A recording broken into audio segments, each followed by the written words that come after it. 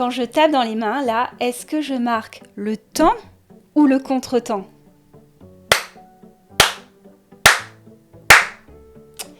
Et maintenant,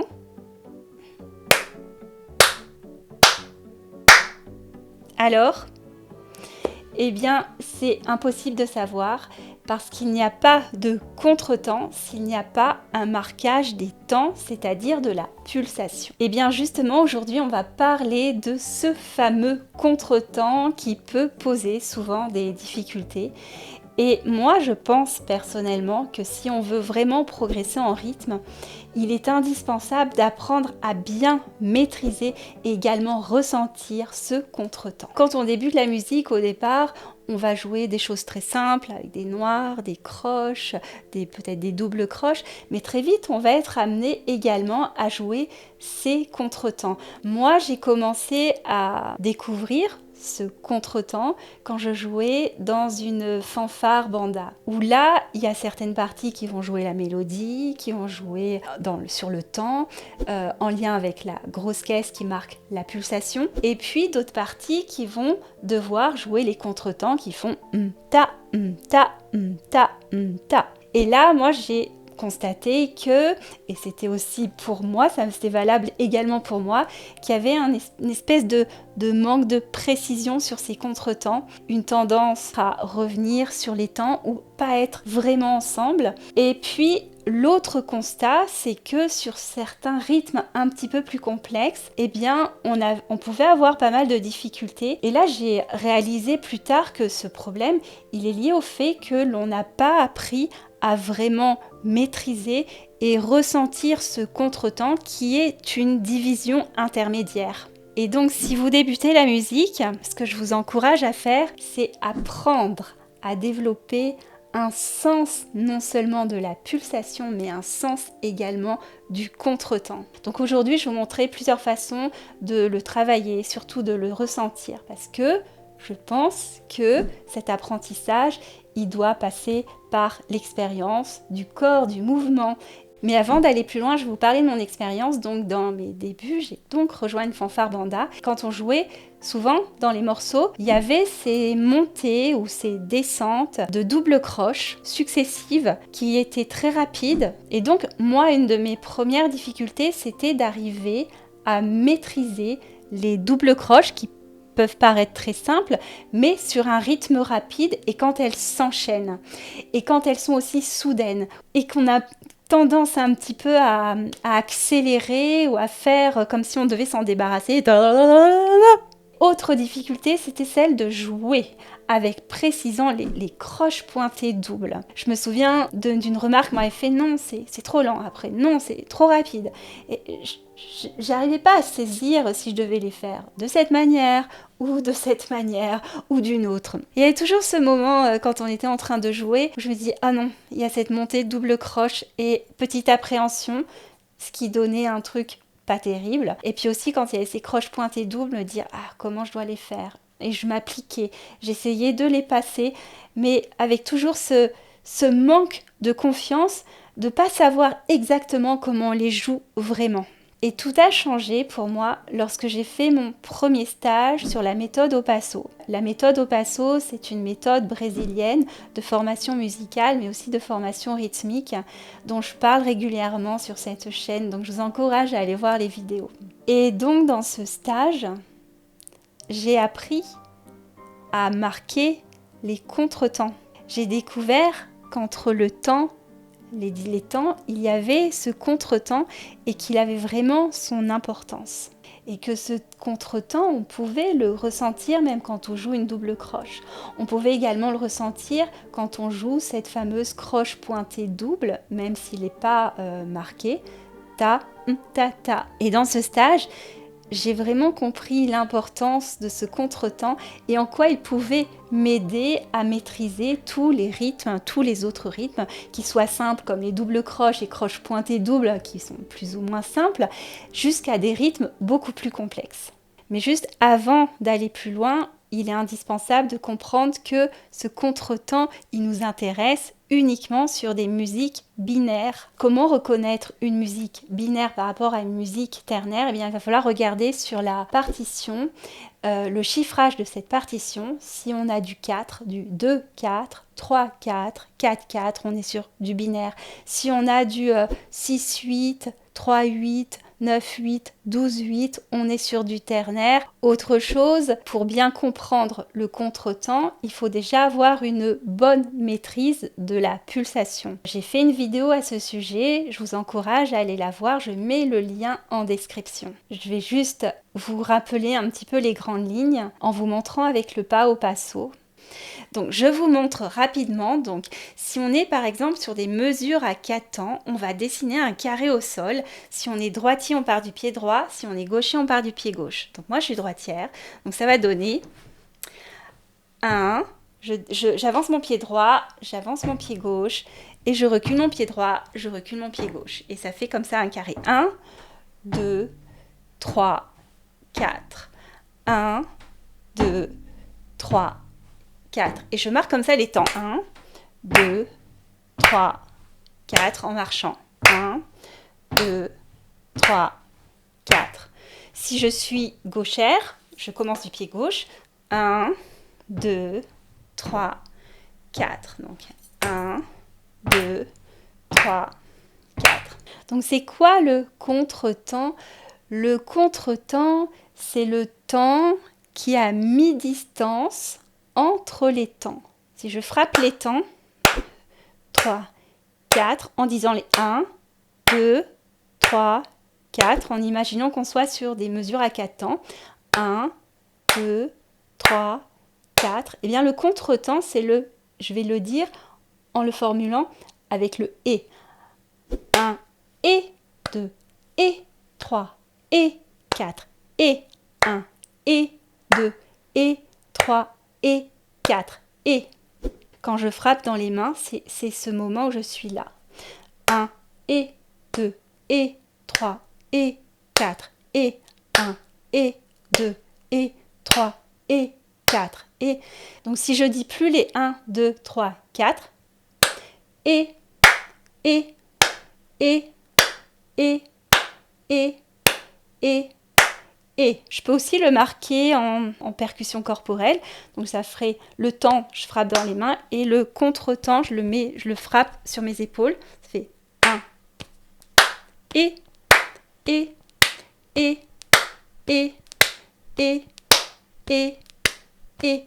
Si vous êtes contre un mur, ça sera, et que vous pouvez taper sur le mur, et ça fait le contre-temps. Et, là j'ai pas de mur, mais et, et, et, et. Pour encore mieux le ressentir, je propose, on va écouter une musique reggae. Et ce que je propose de faire, c'est d'essayer de danser, presque marcher un peu naturellement sur cette musique.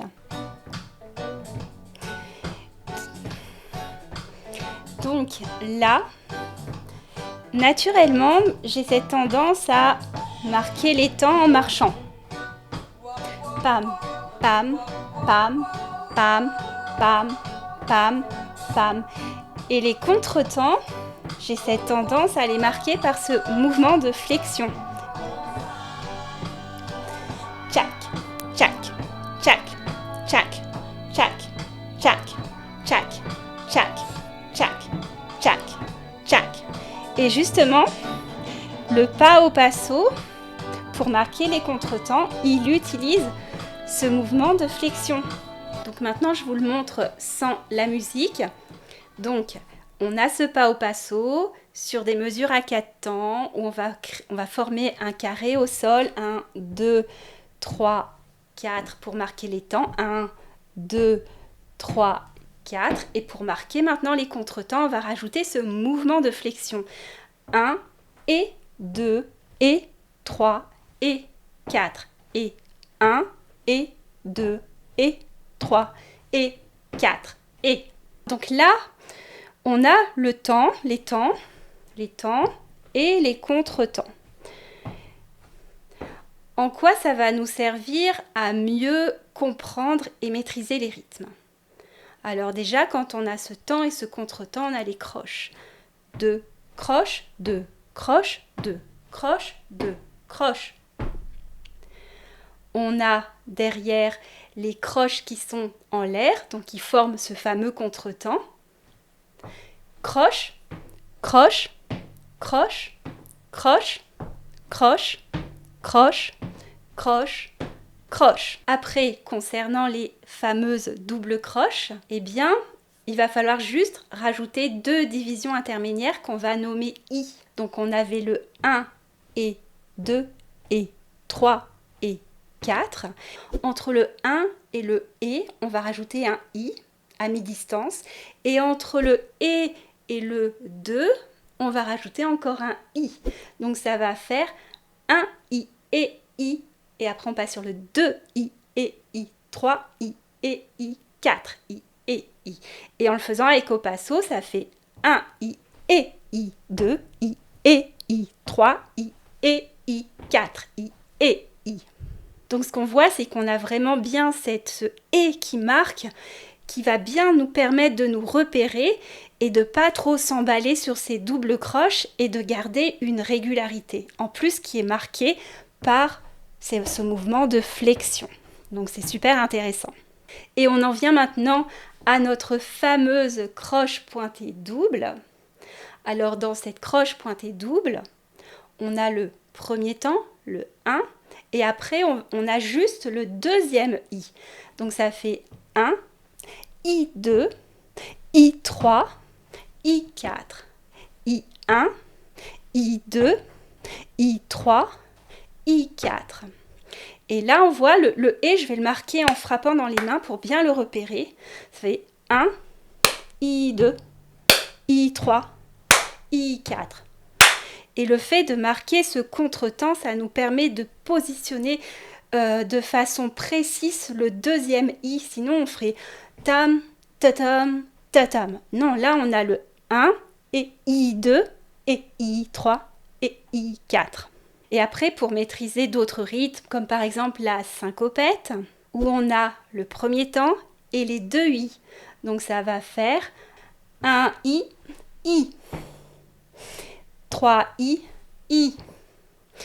1 I, 2 I, 3 I, 4 I. Si je le fais en frappant juste le et pour bien le repérer, ça fait 1 I, 2 I, 3 I, 4 I. I1 I, I2 I, I3 I, I4 I. Petite précision, dans le cadre de cette syncopette, je chante là un I, I2 I, mais dans la vraie vie, les notes, il faut vraiment les dire par rapport à leur durée. Donc il faut bien faire durer la croche qui est au milieu de ce rythme. Donc ça va faire 1 I, I2 I, I3 I, I4 I. Et c'est la même chose pour la croche pointée double. Il faut bien faire durer le temps de la croche pointée. Donc ça fait 1, I2, I3, I4, I. Moi, ce que je vous encourage à faire déjà, c'est commencer à bien apprendre à le ressentir, ce contretemps. Donc, et, ça peut être en jouant avec vos enfants. Et.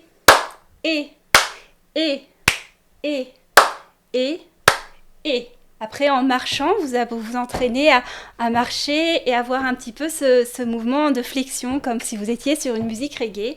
Et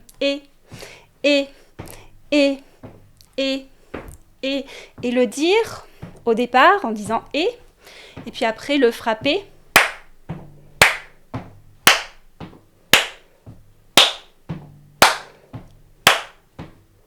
Vous pouvez frapper les croches aussi. Ou en alternant avec les temps et puis des fois les contre-temps. Des fois les croches. Pour ce qui est après des doubles croches, après c'est tout un processus. Donc déjà ça, commencer par ça, c'est déjà pas mal.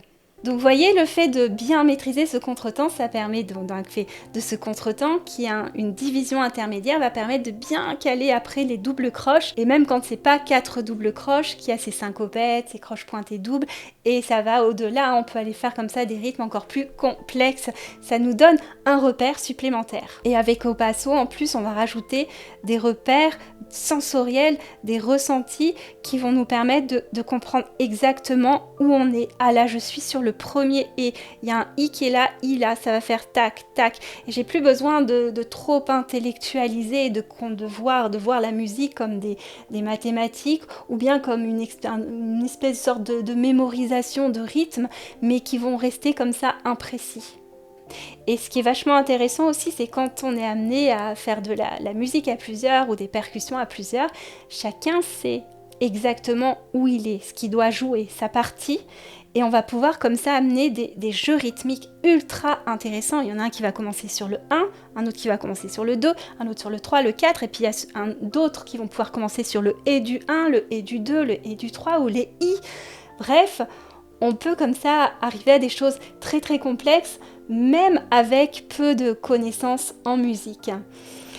Mais bon, tout ça, c'est quand même tout un apprentissage. Je le répète, il faut commencer vraiment par la base, apprendre à bien marquer la pulsation.